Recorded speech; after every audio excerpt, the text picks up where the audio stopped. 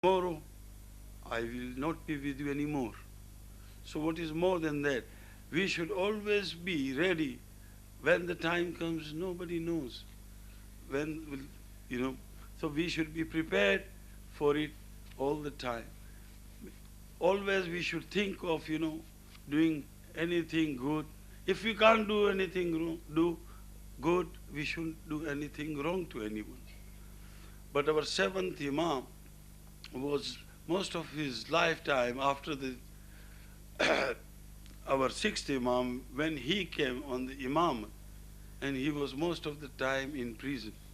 When he was given a poison, and he was handcuffed, and when passed away, his body was kept on the bridge of Baghdad. And then they were pretending that they were innocent, the rulers were innocent, and they did come, they assembled all, and they gave him a very expensive shroud to cover our Imam, to show that we are innocent, we haven't done anything, it's a natural death. But they couldn't hide. They always, as they say, the truth will always shine. Eventually it came out that our Imam was poisoned. But I must say, to seventh Imam, at least you were given an expensive shroud. The rulers, there were a lot of people in your janaza. And our eighth Imam Ali Raza alayhi salam, came all the way from Medina to bury and to lead the namaz janaza. But I must take you to Karbala, when our Imam Hussain and his colleagues, when they were martyred, and their family members and the women were purposely brought near their body to see how they have been martyred. Just imagine, our fourth Imam couldn't do anything for his father, his brothers, his uncles. So I must say, our seventh Imam, at least you were lucky that your son was there. He buried you. You were shrouded. You were given ghusl and kafan. But our Imam Hussain alayhi salam was martyred, and he was left on that hot earth of Karbala. على لعنة الله على القوم الظالمين وسيعلم الذين ظلموا أي منقلب ينقلب إنا لله وإنا إليه راجعون. رحم الله من قرأ سورة المباركة الفاتحة.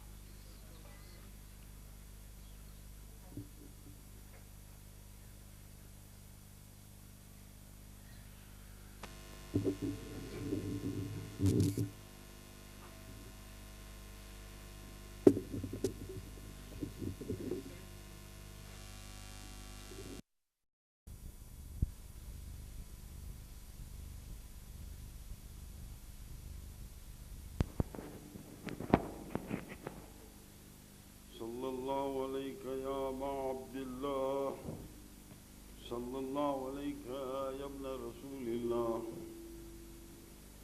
روحي وجسمي وارواح العالمين لك الفداء يا ابن رسول الله. ثم السلام عليكم يا أهل الأضاء الحسين جميعا ورحمة الله وبركاته. بسم اللہ الرحمن الرحیم. وما خلقت الجن والانس الا لیعبدون. اللہ قرآن میں کہتا ہے کہ میں نے جن و انس کو پیدا نہیں کیا مگر میری عبادت کے لیے. سوال یہ ہوتا ہے کہ یہودی بھی عبادت کرتے ہیں، نصارہ بھی عبادت کرتے ہیں، ہندو بھی عبادت کرتے ہیں، اور مسلمان کے 73 فرقے سبھی عبادت کرتے ہیں. تو پھر کیوں ایک ہی صرف ناجی ہے، باقی سب جہنم میں جائیں گے؟ اس کی وجہ کیا ہے؟ حالانکہ مسلمان کے 73 فرقے ہیں، ان میں سے ایک ہی صرف ناجی ہے. سبھی نماز پڑھتے ہیں، سبھی کا ایک اللہ کو مانتے ہیں، سبھی کا ایک ہی قرآن ہے جس پر سب کا ایمان ہے. قیامت پر ایمان ہے، پیغمبر 1,24,000 پر سب ایمان رکھتے ہیں، اگر نہ مانے 1,23,999 پر ایمان رکھے تو وہ مسلمان نہیں ہے۔ تو کیا وجہ ہے کہ صرف ایک ہی ناجی ہے؟ اگر ہم کہیں کہ ہندو ہیں، یہودی ہیں، نصارہ ہیں، یہ لوگ، وہ لوگ اپنی زبان میں گوڈ کہتے ہیں، ہم اللہ کہتے ہیں، کوئی ایشور کہتا ہے، چیز تو وہی۔ آج مثلا میں کہوں یہ میری گھڑی ہے، آپ انگریزی میں کہیے مائی واچ، چیز تو ایک ہی ہوئی۔ اللہ کو وہ بھی مانتے ہیں، وہ اپنی زبان میں وہ لوگ کہتے ہیں گوڈ اور ایشور، اللہ۔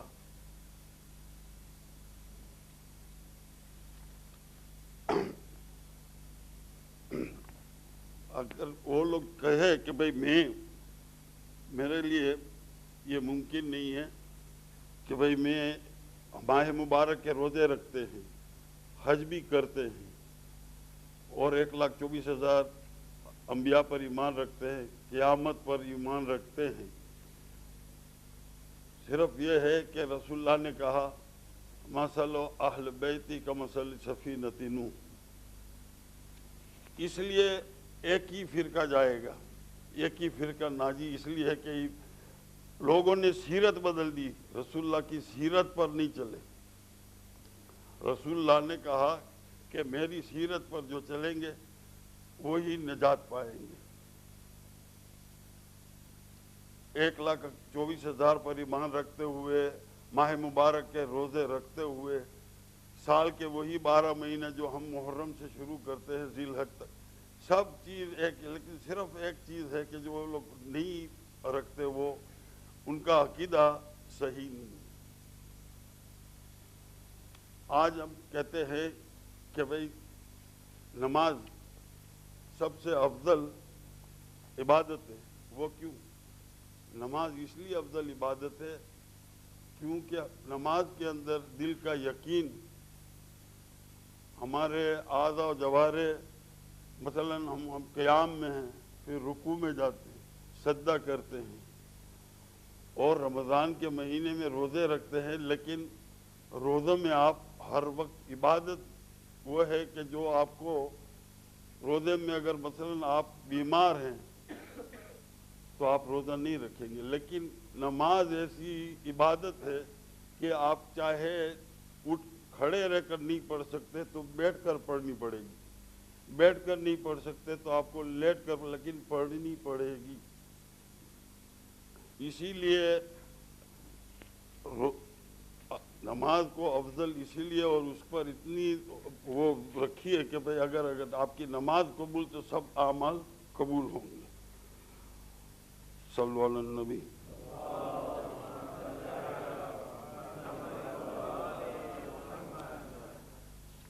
جب یہ مباہلے کے لیے بنی عیسائیوں کو بلایا تو وہ لوگ نے جب رسول اللہ کے ساتھ پنجتن کو یعنی دیکھا انہوں نے، اور کہا کہ ہم ایسے چہرے دیکھتے ہیں کہ اگر یہ پہاڑ سے کہیں تو پہاڑ اپنی جگہ سے ہٹ جائے۔ سب کچھ دیکھتے ہوئے یقین تھا، لیکن وہ اسلام لانے کے لیے تیار نہیں تھے۔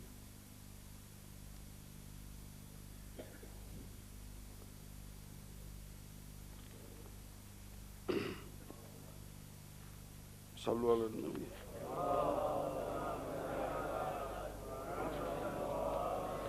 آج اگر ہم فرض کیجئے امام حسین ڈے کے لیے، حسین ڈے میں کسی کو غیر شیعہ کو بلائیں، مثلا ہندو کو بلائیں یا کرسچن کو بلائیں، وہ آپ کو 1 گھنٹے تک امام حسین کی اتنی تعریف کر کے سنائیں گے، لیکن دین قبول کرنے کے لیے تیار نہیں ہے۔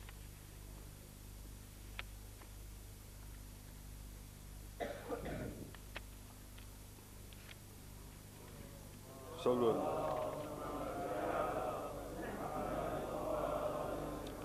نبی عیسیٰ نے ایک بھیڑ بکریاں چرانے والے کو دیکھا، ایک جوان تھا، اس کو بولا کہ اس کے بجائے اگر تو علم حاصل کرتا تو کتنا اچھا ہوتا۔ تو اس نے جو جواب دیا ہے کہ جب تک میں حلال روزی ملتی ہے تب تک میں حرام کی طرف نہیں جاتا اور حلال کبھی ختم ہونے والا نہیں ہے۔ جب تک سچ بول سکتا ہوں جھوٹ کی سوچتا بھی نہیں، اور سچ کبھی ختم ہونے والا نہیں ہے۔ جب تک مجھ میں عیب دیکھتا ہوں دوسرے کے عیب نہیں ڈھونڈتا، اور جب تک خدا کا خزانہ کم نہیں ہوتا تو دوسرے کی دولت کی طرف میں نظر نہیں کرتا۔ پانچویں، جب تک شیطان زندہ ہے تو اس کے خوف سے بے خوف نہیں ہوا، اور جب تک جنت میں نہیں گیا تب تک جہنم کا ڈر ہے، اور اب تک جنت میں نہیں گیا تو خدا کے خوف سے لاپرواہ کیسے ہو سکتا۔ نبی عیسیٰ ایک مکان کے قریب سے گزرے، وہاں شادی تھی، ان کے ساتھ ان کے کچھ اصحاب ساتھ میں تھے۔ انہوں نے کہا آج اس مکان میں خوشیاں ہو رہی ہے، کل اس مکان میں غم ہو۔ دوسرے دن ان کے اصحاب گئے، ادھر سے گزرے تو دیکھا کہ وہاں کوئی ایسا حادثہ نہیں ہوا۔ تو نبی عیسیٰ سے کہا کہ ایسا ہم نے کچھ دیکھا نہیں۔ تو نبی عیسیٰ نے کہا چلو ہم ساتھ چلتے ہیں۔ گئے اور مکان مالک سے پوچھا تو اس کی زوجہ نے کہا کہ ایک فقیر رات کے وقت آیا، وہ بھوکا تھا، تو اس نے دروازہ کھٹکھٹایا، میں نے اپنا دلہن کا لباس بدلی کر کے اس کو کھانا دیا۔ تو نبی عیسیٰ نے کہا کہ یہی وجہ سے اس کے اوپر سے یہ بلا ٹل گئی، اور ان کو کہا کہ ان کا بستر آپ ہٹائیے۔ اس کا بستر ہٹایا تو اس کے نیچے زہریلا سانپ تھا۔ تو ہم میں جو کہتے ہیں صدقے بلا دور، یہ صدقہ تھا کہ جس کی وجہ سے اس کو یہ بچا لیا۔ صلو علی النبی۔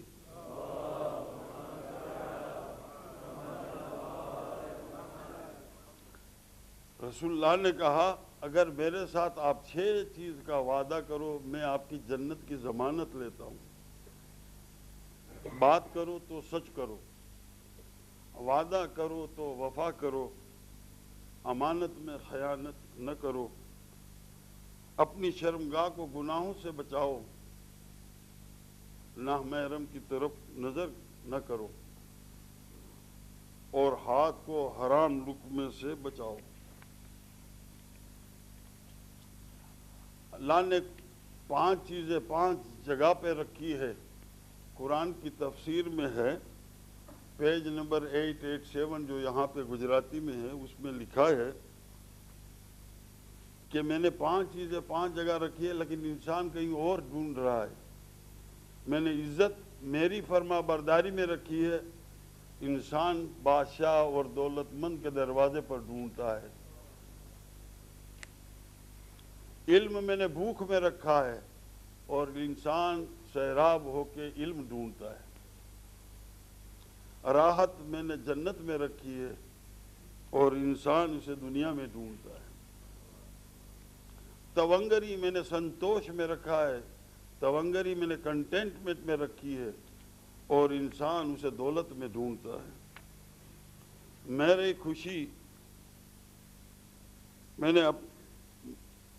خوشی میں نے انسان کو اپنے نفس کے خلاف رکھی ہے، اور انسان اپنے نفس کی پیروی کر رہا ہے۔ صلو علی النبی۔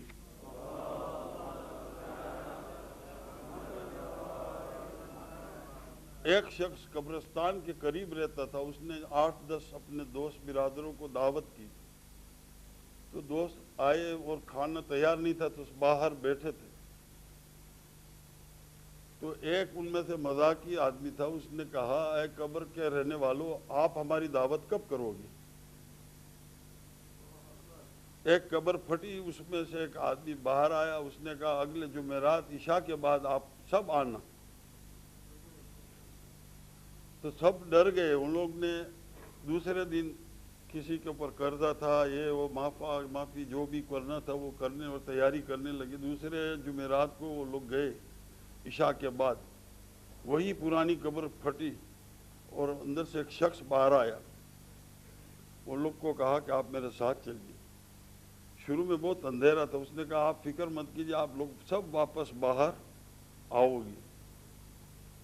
उनके पीछे गए, फिर आहिस्ता आहिस्ता उजाला नजर आया और नहरें बह रही थी और एक शख्स तख्त के ऊपर सफेद कपड़ों में बैठा हुआ था जैसे वो बादशाह का।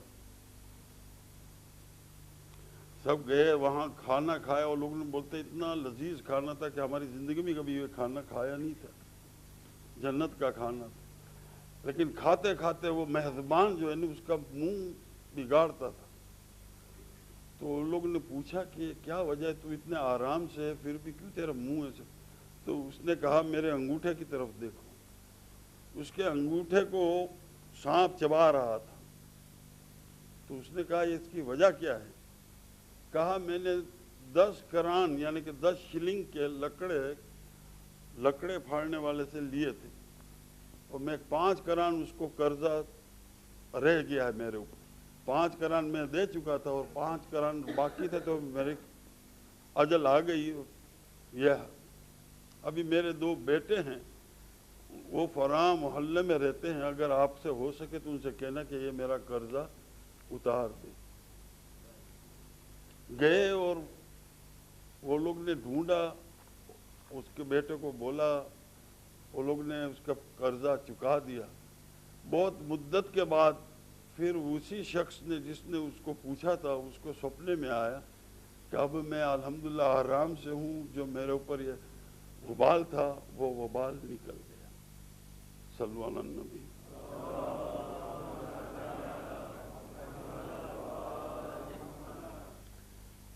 जब इमाम हुसैन का काफिला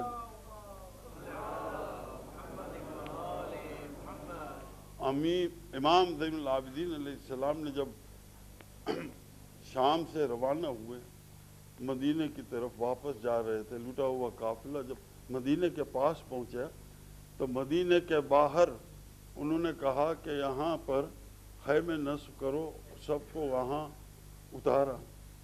और बशीर इब्न जज़लम से कहा कि बशीर मदीने में जाकर ऐलान कर दो कि हुसैन कत्ल हो गए करबला में और हम लोग यहाँ हैं।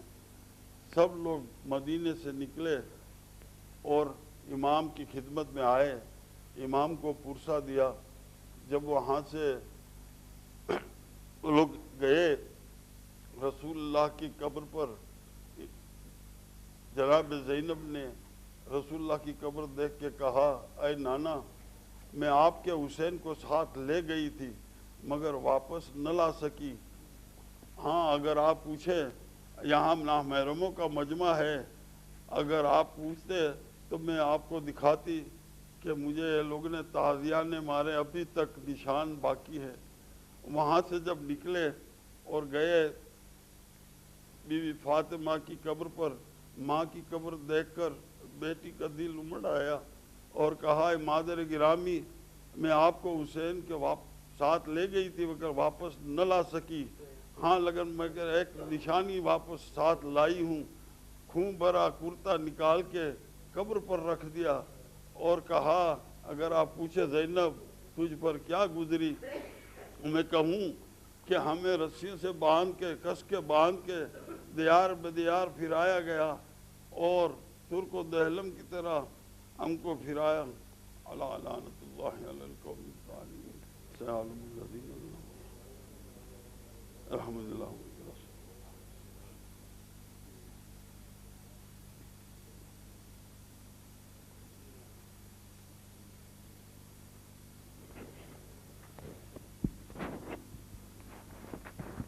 Faris.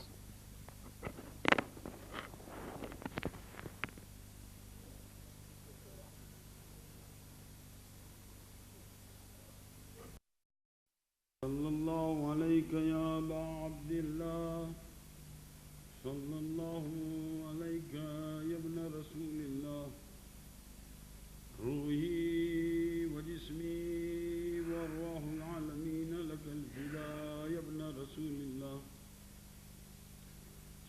السلام علیکم یا اہل الرضا الحسین جمیعا ورحمۃ اللہ وبرکاتہ. قال اللہ عز اسمہ فی کتاب المجید وفرقان الحمید کل من علیہا فان ویبقى وجہ ربک ذو الجلال والاکرام. یعنی دنیا کی ہر شے فنا ہونے والی ہے اور سوائے ذات خدا کے کوئی باقی رہنے والا نہیں. حضرات، انسان کو چاہیے کہ ہر وقت اپنی موت کا خیال رکھے اور اعمال خیر بجا لائے، کیونکہ نیکیوں کے سوا کچھ ساتھ انسان لے جانا والا نہیں. حضرت انسان کو ایک روز ضرور خدا کے سامنے حاضر ہونا ہوگا اور اللہ کے عالم کی مرضی کے خلاف کام کرنے سے ڈرنا چاہیے. مومنین، دنیا کی محبت نے ہم کو غافل کر دیا ہے کہ نہ اللہ کے حقوق کا خیال ہے، نہ بندوں کے، نہ حلال کی تمیز ہے نہ حرام کی. انسان اس قدر اپنی ضرورتوں میں مبتلا ہو گیا ہے، جہاں سے بھی ملتا ہے اس کو لے لیتا ہے. اور ہم کبھی اس بات پر نہیں سوچتے کہ اللہ کے عالم نے ہم کو کیوں پیدا کیا ہے اور کیا کیا فرائض ہمارے ذمے کیے ہیں. ہم اپنے کو صاحب ایمان کہلواتے ہیں اور ائمہ معصومین علیہ السلام کے پیرو سمجھتے ہیں. ہمارے اعمال ایمان والوں کے اعمال سے بہت دور ہیں. جو اپنی اولاد کی پرورش کا سامان نہیں کرتا اور ان کی ضروریات کو محبت و مشقت سے ادا نہیں کرتا، اسی طرح جو اولاد اپنے ماں باپ کے حقوق ادا نہیں کرتی، ان کی اطاعت نہیں کرتی، جو عورت اپنے مرد کے حقوق کو نہیں پہچانتی یا مرد اپنی زوجہ کے حقوق ادا نہیں کرتا اور جو اپنے عزیزوں سے صلہ رحم نہیں کرتا، وہ کب مومن کہا جا سکتا ہے؟ مومنین، دنیا کی زندگانی 4 روز کی چاندنی ہے. اس پر انسان کو مغرور نہ ہونا چاہیے اور اس کے فریب میں اپنی آخرت کو برباد نہ کرنا چاہیے. حضرت امام محمد باقر علیہ السلام سے منقول ہے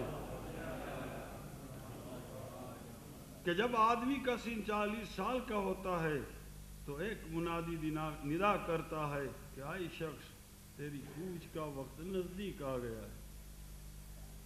انسان کو سوچنا چاہیے کہ ہمارے کیسے کیسے عزیز و دوست ہماری آنکھوں کے سامنے اس دنیا سے اٹھ گئے اور کیسی کیسی زبردست ہستیاں ہمارے سامنے خاک میں مل گئی. کیسے کیسے خاندانوں کے چراغ گل ہو گئے جو کل ہمارے گھروں کی رونق تھے اور ہماری محفلوں کی زینت تھے، آج خاک کے نیچے دبے ہوئے پڑے ہیں. جن کا دور ہونا دم بھر کے لیے گوارا نہ تھا، وہ ہم سے ایسے جدا ہو گئے کہ دوبارہ ان سے ملنے کی امید نہیں. آج ان کی خوابگاہیں خالی پڑی ہیں. انہوں نے اس دار دنیا میں کیسی محبت و مشقت سے مال جمع کیا تھا اور کتنی محنت سے ساز و سامان فراہم کیے تھے، وہ سب کا سب یہاں چھوڑ کے خالی ہاتھ چلے گئے.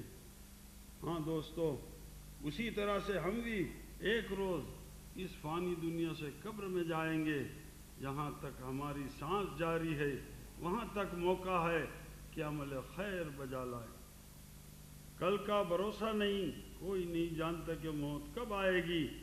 گزشتہ سال مجلسوں میں جو یہاں حاضر ہوئے تھے اس میں سے بہت سے اشخاص دکھائی نہیں دیتے.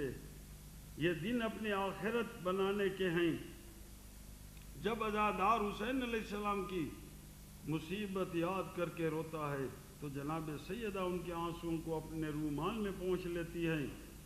جنت سے سیدہ تشریف لاتی ہیں اور تمہیں وہ دعائیں خیر دیتی ہے اور معصومہ کی دعا لینے کا یہ وقت ہے. ماہ محرم کا چاند دیکھتے ہی اہل بیت علیہ السلام کے محبوں کے گھروں میں صفِ ماتم بچھائی جاتی ہے، تعزیہ و علم رکھے جاتے ہیں اور گریہ و بکا کی آواز بلند ہوتی ہے. ناسک التواریخ میں لکھا ہے کہ جب خدا نے اس واقعہ کی خبر اپنے رسول کو دی اور جناب رسول خدا نے جناب سیدہ کو اس واقعے کے آگاہ کیا تو جناب سیدہ نے پوچھا کہ اے بابا، میرے فرزند پر گریہ کون کرے گا؟ تو ارشاد فرمایا، اے بیٹی، میری امت کی عورتیں میرے اہل بیت کی عورتوں پر روئیں گی اور میری امت کے مرد میرے اہل بیت کے مردوں پر روئیں گے۔ اے فاطمہ، روز قیامت تم ان عورتوں کی شفاعت کرو گی اور میں ان مردوں کی۔ جو کوئی روئے گا مصیبت حسین پر، ہم اس کے جنت میں داخل کریں گے، اور جو مصائب کربلا پر روئے گا وہ قیامت کے دن خوش و خرم مشہور ہوگا۔ عزاداران حسین جناب سیدہ کو اپنے بیٹے کی مجلس سے کس قدر محبت تھی وہ آپ کے سامنے میں بیان کرنا۔ بصرے کے اندر ایک شخص رہتا تھا جو سال بھر تک محنت مزدوری کر کے اپنی روزی کماتا تھا اور اس میں سے تھوڑا تھوڑا بچاتا تھا، اور وہ تمام ماہ محرم میں عزاداری میں خرچ کرتا تھا۔ ایک سال وہ غریب بہت علیل ہو گیا اور جو کچھ بچایا تھا بیماری میں صرف ہو گیا، اور وہ ماہ اذا کا کوئی سامان نہ کر سکا، یہاں تک کہ محرم کا چاند دکھائی دیا۔ گھر گھر امام کی صف ماتم بچھ گئی۔ اس کی زوجہ نے شوہر سے کہا، ہر سال مولا کی مجلس کرتے تھے، مگر افسوس اس سال آپ کی بیماری سے آقا کی مجلس نہ ہو سکے گی۔ کل لوگ اپنے یہاں آئیں گے اور واپس چلے جائیں گے، اگر ہو سکے تو سامان ادا کرو۔ یہ سن کر اس مومن کی آنکھوں میں آنسو آ گئے اور آہستہ آہستہ باہر گیا۔ مومنہ گھر کے دروازے پر امید کے ساتھ کھڑی تھی کہ یکایک پڑوس میں مرثیے کی آواز سنی۔ بے اختیار دروازے کو بند کر کے مجلس میں چلی گئی۔ مجلس ختم ہونے کے بعد دل سے کہنے لگی، اے مولا، آپ جانتے ہو شوہر کی بیماری اور ناداری سے آپ کی خدمت سے محروم رہ جاتی ہوں۔ آقا، آپ کے سوا کس سے عرض کروں؟ کوئی راستہ کر دیجئے۔ یہ کہتی ہوئی گھر پر آئی تو کیا دیکھا، دروازہ کھلا ہوا ہے۔ خیال کیا کہ شاید اس کا خاوند آ گیا ہوگا۔ آخر گھر میں داخل ہوئی تو کیا دیکھتی ہے کہ 4 بیویاں سیاہ کپڑے پہنے ہوئے کام کرتی، کوئی پانی چھڑکتی ہے، کوئی فرش بچھاتی ہے، کوئی تنور روشن کرتی ہے۔ اس مومنہ کو حیرت ہوئی اور نزدیک جا کر سلام کیا اور عرض کی، آپ کون ہیں؟ ایک خاتون نے کہا، میں مریم مادر عیسیٰ ہوں، اور وہ حوا زوجہ آدم ہیں، اور وہ ہاجرہ مادر اسماعیل ہیں، اور وہ خدیجۃ الکبریٰ زوجہ خاتم الانبیاء ہیں۔ ہم سب تیرے گھر مجلس کا انتظام کرنے آئے ہیں۔ اتنے میں اس مومنہ کی نظر اس طرف گئی جہاں ذریعہ مبارک رکھی جاتی تھی۔ دیکھا کہ ایک خاتون سر برہنہ، بال بکھرائے، منہ پر خاک لگائے رو رہی، واہ حسینہ ہو، واہ شہیدہ ہو، واہ مظلومہ ہو کہتی جاتی ہے، اور چھوٹا سا تابوت رکھا ہے۔ دیکھتے ہی مومنہ بے تاب ہوئی اور رو کر پوچھا کہ آپ کون ہیں؟ حسین کا نام لے کر رو رہی ہو۔ اس معظمہ نے ارشاد فرمایا کہ کنیز خدا، میں اس مظلوم کی ماں ہوں جس کی لاش پر جانوران صحرا کے سوا کوئی رونے والا نہ تھا۔ پس جو مومن اور دوست میرے غریب فرزند کی مجلس برپا کرتا ہے تو میں آ کر مجلس میں شریک ہوتی ہوں اور رونے میں ان کا ساتھ دیتی ہوں۔ یہ سنتے ہی وہ مومنہ قدموں پر گر پڑی۔ آپ نے فرمایا کہ خوشا حال تیرا کہ تو میرے فرزند کی عزادار ہے، قیامت میں تیری شفاعت کروں گی۔ یہ وہ زمانہ ہے کہ تمام محبان اہل بیت کے گھر میں صف ماتم بچھی ہوئی ہے، گویا صحن عالم اس غم کو منا رہا ہے۔ ارے ہمارے زمانے کے امام زیارت ناہیہ میں فرماتے ہیں، اے جد بزرگوار، اگرچہ زمانے نے مجھے پیچھے ڈال دیا اور تقدیر نے آپ کی نصرت و مدد سے مجھ کو روکا اور میں آپ کے دشمنوں سے جنگ اور مقابلہ نہ کر سکا، لیکن اے جد بزرگوار، اب میں صبح شام آپ پر بلند آواز سے روتا ہوں اور خون کے آنسو بن کر بہتا ہے۔ لکھا ہے کہ رات کے وقت محمد حنفیہ امام حسین علیہ السلام کے پاس آئے اور روکنا چاہے